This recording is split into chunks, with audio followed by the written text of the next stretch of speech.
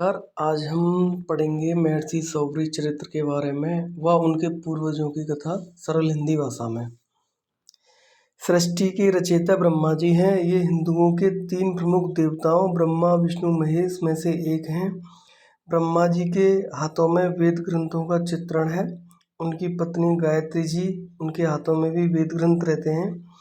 ब्रह्मा जी देवता, दानव तथा सभी जीवों के पितामह हैं। सभी देवता ब्रह्मा जी के पुत्र और पुत्र माने गए हैं।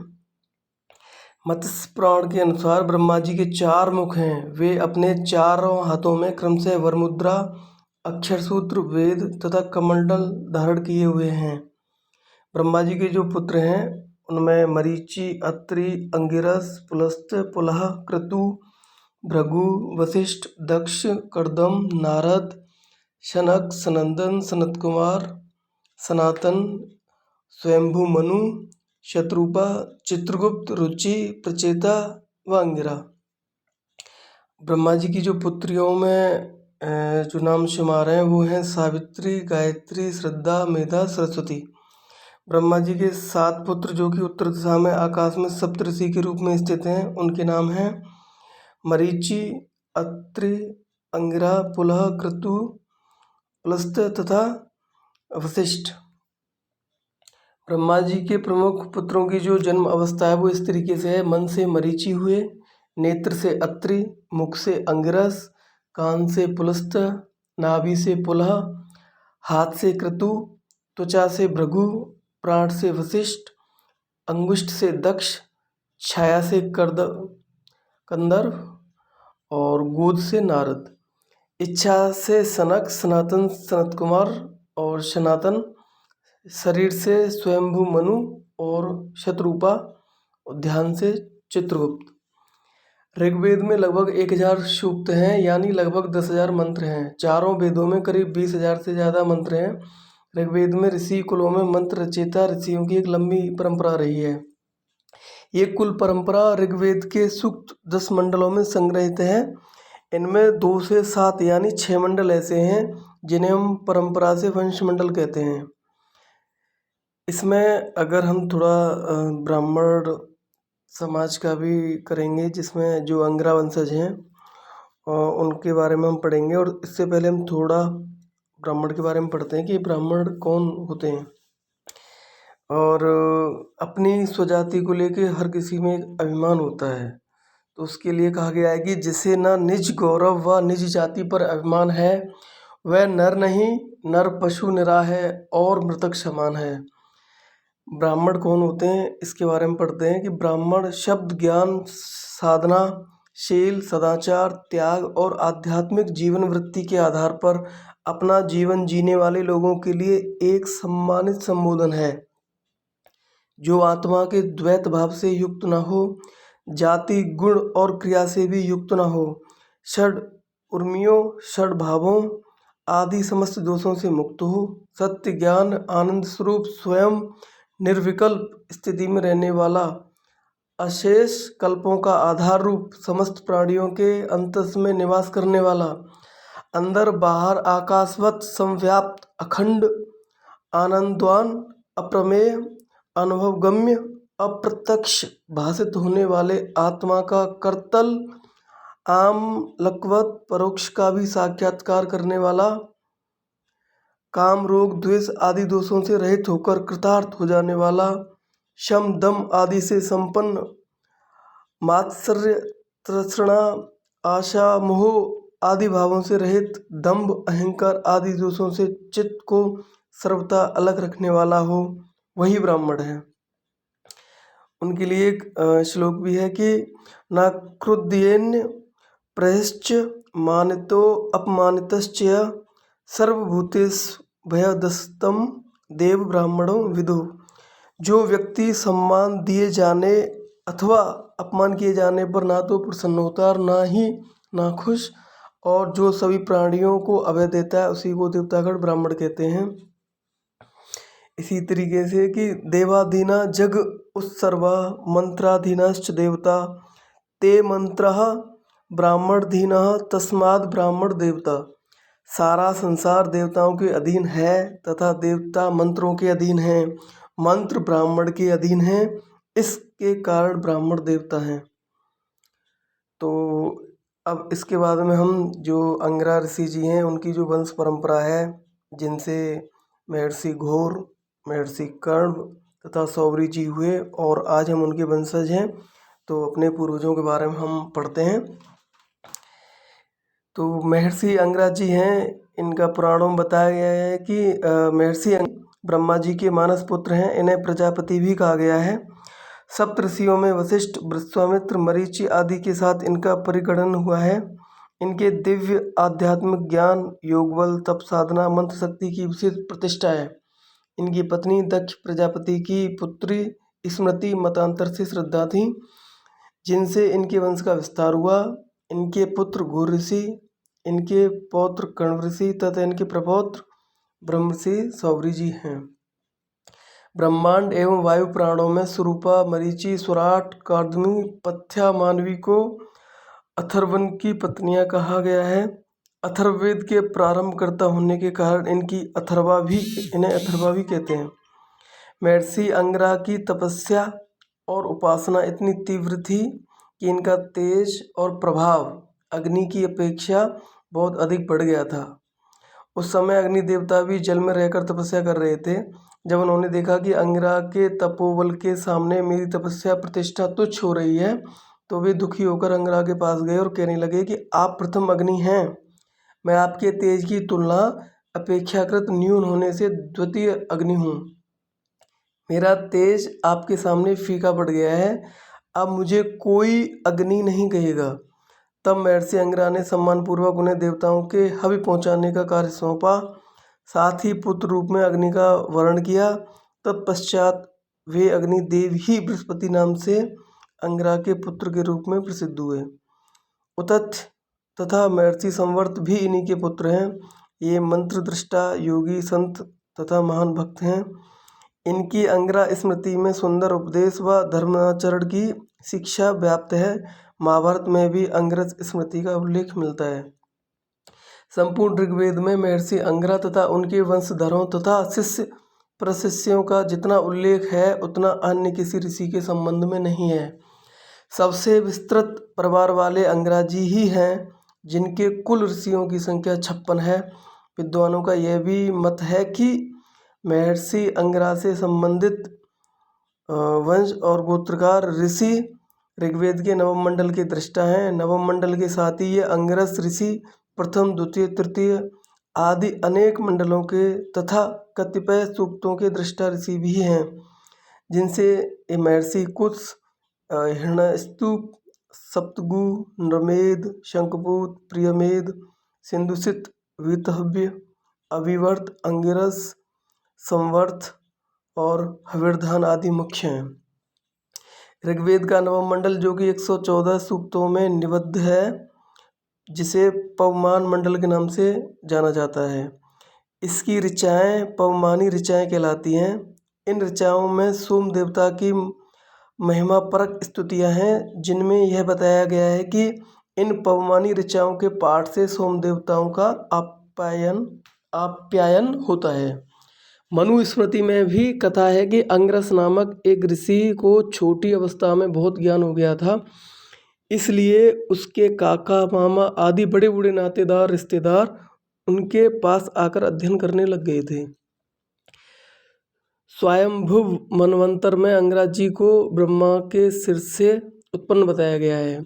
उपनिषद में भी ब्रह्मा का ज्येष्ठ पुत्र बताया गया है, जिन्हें ब्रह्म विद्या प्राप्त हुई।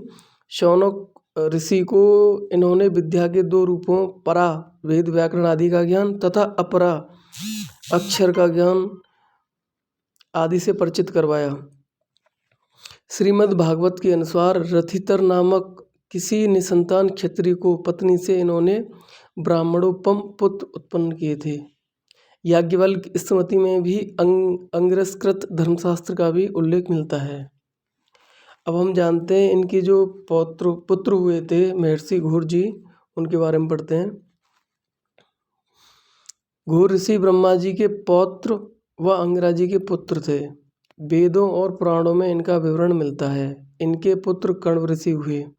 विष्णु पुराण व भागवत पुराण में इनके उल्लेख हैं। घोर ऋषि भी संदीपनी मुनि की तरह श्री कृष्ण के गुरु रहे हैं। इनमें भी अंगिरा ऋषि की तरह अग्नि जैसा तेज था। इनके पिता के नाम की वजह से घोर अंगिरस की इनको संज्ञा दी गई है। छांदोग्य उपनिषद के एक अवतरण में ऋषि घोर महर्षि अंगिरस व भगवान कृष्ण का एक वर्णन मिलता है। महर्षि घोर ने उनको दान, अहिंसा, पवित्रता, सत्य आदि गुणों की शिक्षा दी थी। घोर अंगिरस ने देवकी पुत्र कृष्ण को जो उपदेश दिया था वही उपदेश कृष्ण जी ने गीता में अर्जुन को देते हैं, ऐसा साक्ष्य मिलता है। भगवान श्री कृष्ण 70 साल की उम्र में घोर अंगिरस ऋषि के आश्रम में एकांत में वैराग्यपूर्ण जीवन जीने के लिए ठहरे थे। उपनिषदों के गहन अध्ययन एवं विरक्तता से सामर्थ्य एवं तेजस्विता बढ़ती है। श्री कृष्ण ने 13 वर्ष विरक्तता में बिताए थे, ऐसी कथा छांदोग्य उपनिषद में आती है।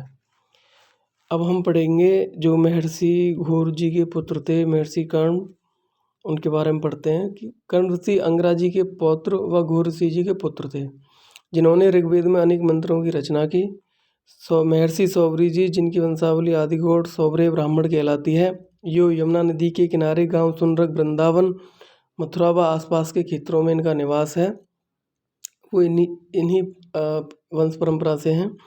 गोकुल के पास बसी कृष्ण के बड़े भाई की दाऊजी नगरी इनके वंशज ही हैं, और जो दाऊ मठ के पंडा भी हैं, पुजारी भी हैं।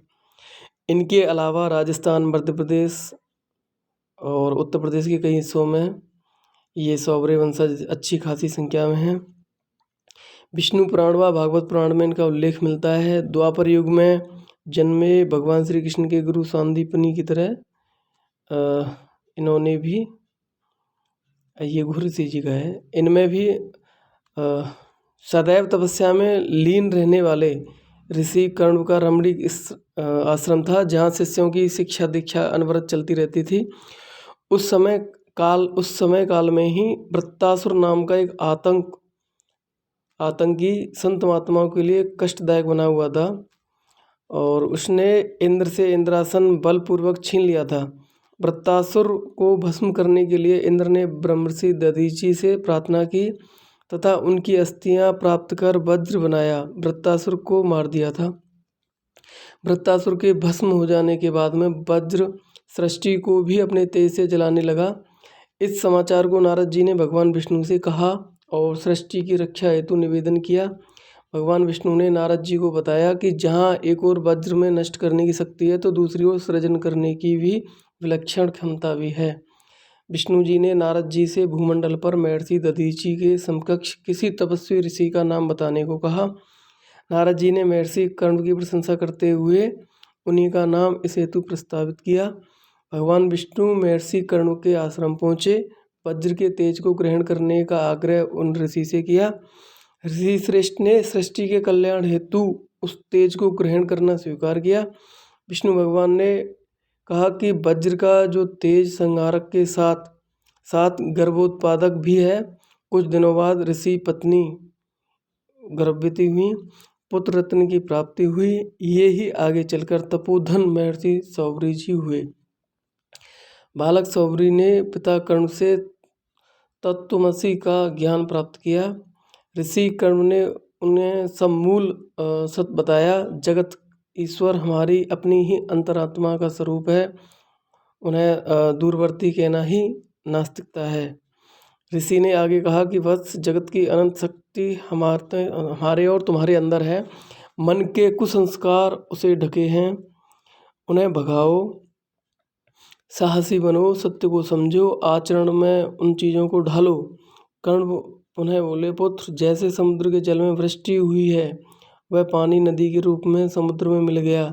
नदियाँ समुद्र में मिलकर अपने नाम तथा रूप को त्याग देती हैं, ठीक इसी प्रकार जीव भी सत से निकलकर सत में ही लीन हो जाता है। सूक्ष्म तत्व की सबकी आत्मा है और वही सत है। और इनके जो स्रोत हैं वो महाभारत, ऋग्वेद, रामायण, विष्णु पुराण, स्कंद पुराण आदि में उनका उल्लेख है। महर्षि सौभरी जी, ये देखो, इसमें क्या है कि एक श्रेणी होती है मुनि, ऋषि महर्षि ब्रह्मर्षि, तो ये ब्रह्मर्षि थे, इन्होंने अंतिम अवस्था को प्राप्त किया था। तो महर्षि सौभरी सृष्टि के आदि महामान्य महर्षियों में हैं। ऋग्वेद की विनियोग परंपरा तथा आर्षानुक्रमणी से ज्ञात होता है कि ब्रह्मा जी से अंगिरा, अंगिरा जी से घोर, घोर से कर्ण, कर्ण से ब्रह्मर्षि सौभरी जी हुए। इसके अनुसार सौभरी बहु ऋचाचार्य महामहिम ब्रह्मा के पौत्र हैं। मान्यता है कि फाल्गुन कृष्ण त्रयोदशी को इन्होंने जन्म ग्रहण किया। कुछ का मत है कि इनका अवतरण शरद पूर्णिमा को हुआ था। ब्रह्मर्षि सौभरी जी 1000 वर्ष तक यमुना हद में, जहाँ ब्रज का कालीदह और वृंदावन का सुनरक वन है, वहाँ समाधिस्थ होकर तपस्या करते हैं। इंद्रादिक समस्त देव इनकी परीक्षा के लिए महर्षि नारद को भेजते हैं। नारद जी भी सौभरी जी के तप एवं ज्ञान से प्रभावित होकर वंदन करते हैं तथा सभी देवगण उनका पुष्प बरसाकर अभिनंदन करते हैं। इक्ष्वाकु वंश में भी मानदाता और सौभरी जी का वर्णन मिलता है। ब्रह्मर्षि सौभरी जी ने वेद वेदांगों के अध्ययन मनन से ईश्वर, संसार एवं इसकी वस्तुएं तथा परमार्थ को अच्छी तरह समझ लिया था। वो हर समय अध्ययन एवं ईश्वर के भजन में लगे रहते थे। उनका मन संसार की अन्य किसी वस्तु में नहीं लगता था। एक बार उनके मन में ये इच्छा उत्पन्न हुई कि वन में जाकर तपस्या की जाए। जब उनके माता पिता को ये इस बारे में पता चला तो उन्होंने सौभरी जी को समझाते हुए कहा कि बेटे, इस समय तुम युवा हो, तुम्हें अपना विवाह कर गृहस्थ धर्म का पालन करना चाहिए, क्योंकि हर वस्तु का एक उचित समय पर ही अच्छी लगती है। इसलिए पहले अपनी जिम्मेदारियों को निभाओ, फिर उनसे मुक्त होकर संसार को त्याग कर भगवान का भजन करना। उस समय तुम्हें कोई नहीं रोकेगा। हालांकि अभी तुम्हारा मन वैराग्य की ओर है, परंतु युवावस्था में मन चंचल होता है, जरा भी डिग जाता है, जरा सा समय में भी डिग जाता है। इस प्रकार अस्थिर चित्त से तुम तपस्या एवं साधना कैसे करोगे। लेकिन सौभरी जी तो दृढ़ निश्चय कर चुके थे। उनके माता पिता की कोई भी बात उन्हें टस से मस नहीं कर सकी।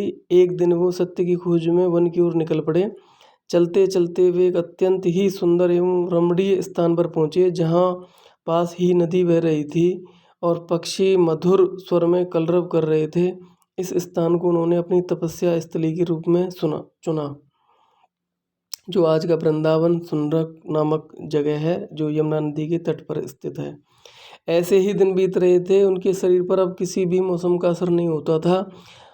गांव वाले जो भी कुछ रूखा सूखा दे जाते थे, उसी से वो अपना पेट भर लेते थे। धीरे धीरे कब जवानी बीत गई, कब बुढ़ापे ने उन पर अपना असर दिखाना शुरू कर दिया, पता ही नहीं चला। फिर एक दिन अचानक वो हो गया जिसकी उन्होंने परिकल्पना भी नहीं की थी। एक समय की बात है, सम्राट मानधाता अथवा मानधात्र इक्ष्वाकु वंशी में नरेश, युवनाक्ष व गौरीपुत्र अयोध्या में राज्य किया करते थे। च्यवन ऋषि द्वारा संतानोत्पत्ति के लिए मंत्रभूत जल कलश पी गए थे। च्यवन ऋषि ने राजा से कहा कि अब आपकी कोख में जो बालक जन्म लेगा, 100 वर्षों के बाद अश्विनी कुमारों ने राजा की बाईं कोख फाड़कर बालक को निकाला। अब बालक को पालना एक बड़ी समस्या थी। तभी इंद्रदेव ने अपनी तर्जनी अंगुली से चुसाते हुए कहा कि माम अयम धाता, यह मुझे ही पिएगा। इसी से बालक का नाम मानधाता पड़ा। वह 100 राजसूय तथा अश्वमेध यज्ञों के कर्ता, दानवीर, धर्मात्मा, चक्रवर्ती सम्राट थे। मानधाता ने शचबिंदु की पुत्री बिंदुमती से विवाह किया था। उनके मुचकुंद, अम्बरीश और पुरकुश नामक 3 पुत्र हुए। 50 कन्याएं उत्पन्न हुई। इधर अयोध्या के चक्रवर्ती सम्राट राजा मानधाता वर्षा न होने के कारण राज्य में अकाल पड़ने से बहुत दुखी थे।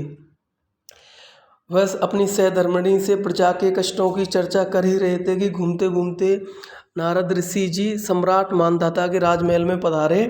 सम्राट ने अपनी व्यथा नारद जी को निवेदित कर दी। नारद जी ने अपने अयोध्या नरेश को परामर्श दिया कि वो शास्त्रों के मर्मज्ञ, यशस्वी, त्रिकालदर्शी ब्रह्मर्षि सौभरी जी से यज्ञ करवाएं। निश्चय ही आपके राज्य में प्रजा का कल्याण होगा। राजा मानधाता नारद जी के परामर्श के अंतर्गत ब्रह्मर्षि सौभरी जी के को यमुना हृदय स्थित आश्रम पहुँचे तथा अपनी व्यथा को कथा के रूप में अर्पित किया। महर्षि ने ससम्मान अयोध्यापति को आतिथ्य दिया और प्रातःकाल जन कल्याणकारी यज्ञ कराने हेतु अयोध्यापति के साथ अयोध्या पहुंच जाते हैं। यज्ञ 1 माह तक अनवरत रूप से अपना आनंद प्रस्फुटित करता है और वर्षा प्रारंभ हो जाती है। सम्राट दंपति ब्रह्मर्षि को अत्यधिक सम्मान सहित उनके आश्रम तक पहुंचाने आए। उन्हीं के समय में ब्रह्मर्षि सौबरी जी नामक महर्षि सौबरी तपस्या करते थे। उनका एक नैतिक नियम था कि आटे की गोलियां मछलियों को प्रतिदिन खिलाते थे। शरणागत वत्सल महर्षि सौबरी जी की ख्याति भी सर्वत्र पुष्पित थी। विष्णु भगवान का वाहन होने के दर्प में गरुड़ मछलियों एवं रमणीक द्वीप के निवासी कद्रुपुत्र कालिया नाग को अपना भोजन बनाने लगा था, उनके वंशजों को भोजन बनाने लगा था। सर्पों ने शेषनाग से अपना दुख सुनाया। शेषनाग जी ने शरणागत वत्सल महर्षि सौबरी जी की छत्र छाया में शरण लेने को कहा। कालिया नाग के साथ पीड़ित सर्प सौबरी जी की शरणागत हुए। मुनिवर ने सभी को आश्वस्त किया कि मछली एवं अभिभक्षी गरुड़ को शाप दिया कि यदि उनके सुनरक स्थित क्षेत्र में पद भी रखा तो भस्म हो जाएगा। इस क्षेत्र को महर्षि ने अहिवास क्षेत्र घोषित कर दिया। तभी से महर्षि सौबरी अहि को वास देने के कारण अहिवासी कहलाए। इस प्रकार उस स्थल में अहि मछली तथा सभी जीव जंतु शांतिपूर्वक निवास करते रहे। तपस्या करते करते बहुत समय बीत जाने पर भगवान विष्णु एक दिन सौबरी जी के पास आकर निर्देश देते हैं कि सृष्टि की प्रगति के लिए ऋषि जी गृहस्थ आश्रम धर्म में प्रवेश करें और इसके लिए नृपश्रेष्ठ कन्या से पाणी ग्रहण करें। वृंदावन के निकट कालीदह नामक स्थान पर यमुना नदी के जल में संबद नामक मत्स्य निवास करता था। वह अपने परिवार के साथ जल में विहार करता था। एक दिन ब्रह्मर्षि सौबरी जी ने तपस्या से निवृत्त होकर मत्स्यराज को उसके परिवार सहित देखकर अपने अंदर विचार किया कि सोचा कि यह मछली की योनि में भी अपने परिवार के साथ रमण कर रहा है, क्यों ना मैं भी इसी तरह अपने परिवार के साथ ललित क्रीडाएं किया करूँगा। उसी समय जल से निकलकर विवाह प्रस्ताव का विचार किया और गृहस्थ जीवन जीने की अभिलाषा से राजा मानधाता के पास पहुंच गई। अचानक आए महर्षि को देखकर राजा मानधाता आश्चर्यचकित हो गए और बोले, हे ब्रह्मर्षि, मैं आपकी क्या सेवा कर सकता हूँ, वो मुझे बतलाइए। ब्रह्मर्षि सौबरी जी ने आसन ग्रहण करते हुए राजा मानधाता से बोले, हे राजन, मुझे आपकी एक कन्या की आवश्यकता है जिससे मैं विवाह रचाना चाहता हूँ। आपके समान अन्य राजाओं की पुत्रियाँ भी हैं, परंतु मैं यहाँ इसलिए आया हूँ कि कोई भी याचक आपके यहाँ से खाली हाथ कभी नहीं लौटा है।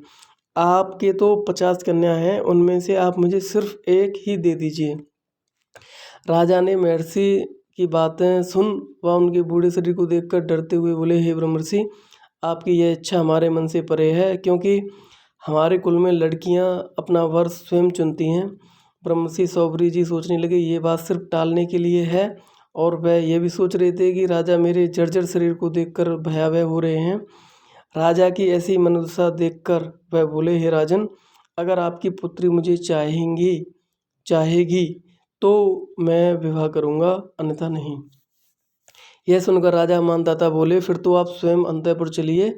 अंतःपुर में प्रवेश से पहले ही ब्रह्मर्षि सौबरी जी ने अपने तपोबल से गंधर्वों से भी सुंदर सुडौल शरीर धारण कर लिया। ब्रह्मर्षि के साथ अंतःपुर रक्षक था।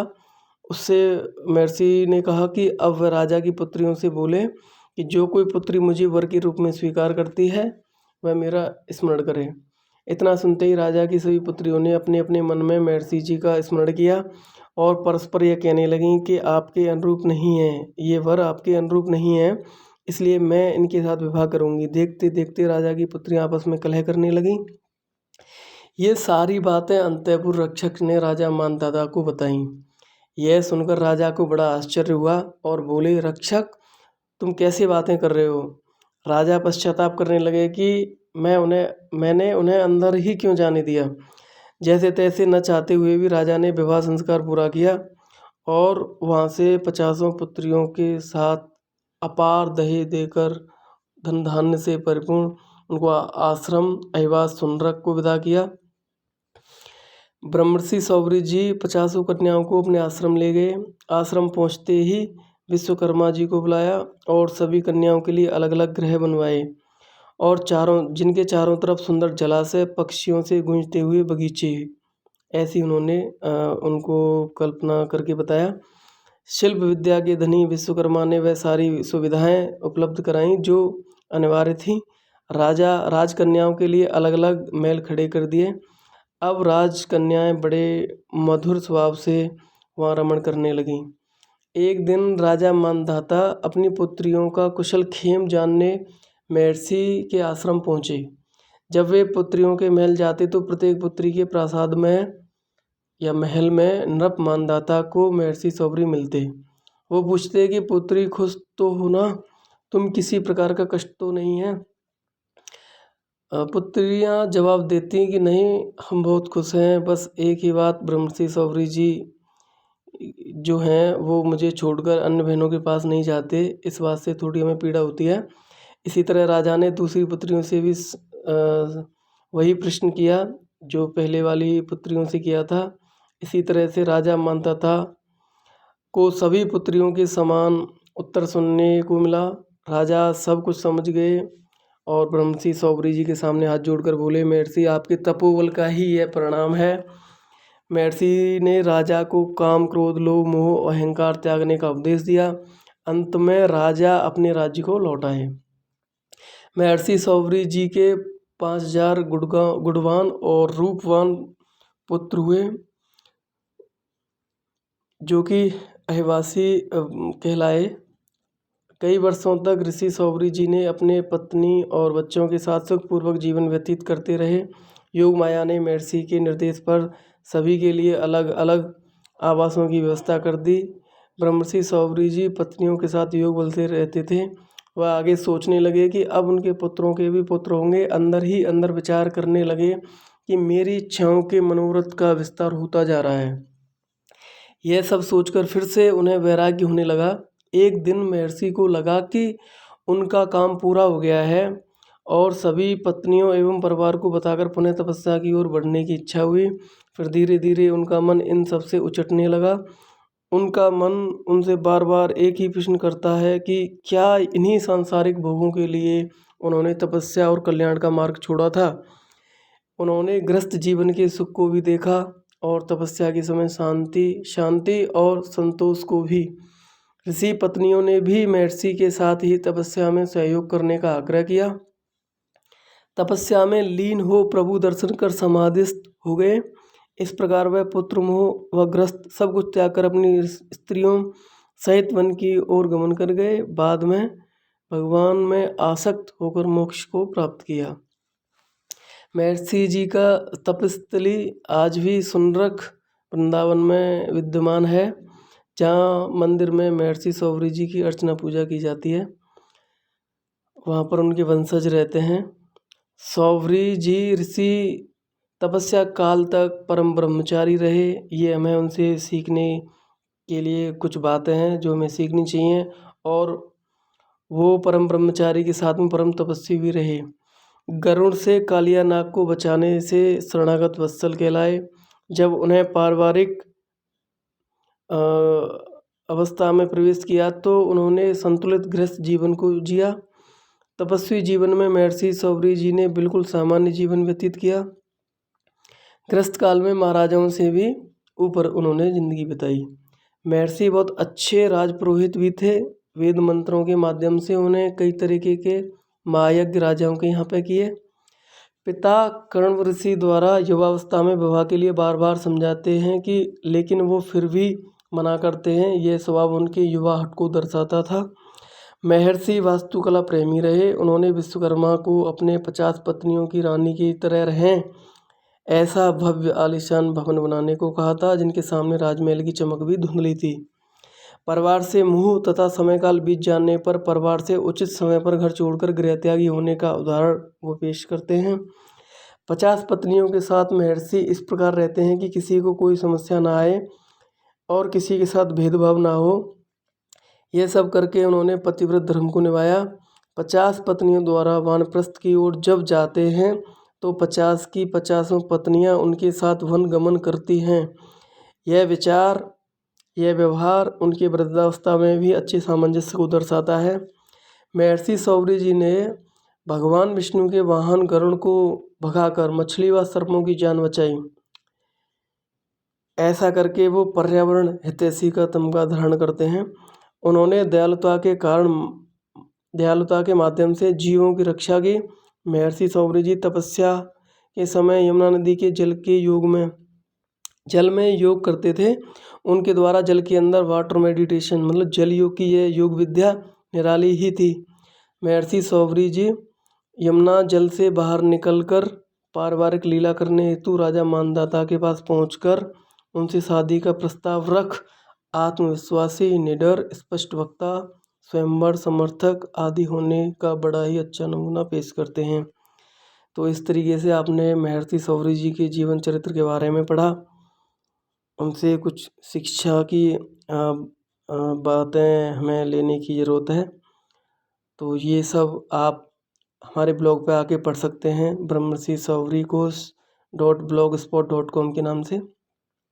और कुछ और भी ब्लॉग्स हैं और कुछ लिंक्स हैं, वो आप यहाँ पे देख सकते हैं। उनके वंशजों में श्री कल्याण देवाचार्य, प्रभुदत्त ब्रह्मचारी जी, सती हरि देवी जी, बहुत ऐसी हस्तियाँ हैं, उनके बारे में आप पढ़ सकते हैं। धन्यवाद जी।